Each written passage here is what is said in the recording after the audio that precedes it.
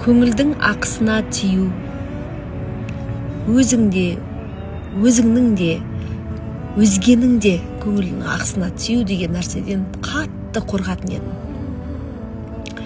Бірақ бүгін сондай бір берекелді күн болды, алғыс алатын күн болды, сыйлық алатын күн болды да. И кездейсоқ сол адамды көріп қалдым. Менің көңіліме тиген, көңіліме қаяу қалдырған жанды көріп қалдым да. Мен ойлайтын, мүмкін сол жанды қайтадан көрген кезінде мен жаным жібейтін шығар деп. Бірақ көрген кезде көңілімнің соншалықты суып кеткенін, жүрегімнің қатайып кеткенін сезінген кезінде, бұл не деген ауыр сезім дедім да өзіме.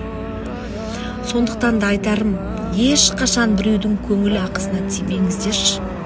Ешқандай сөз айтылды ма қайтарылмайды.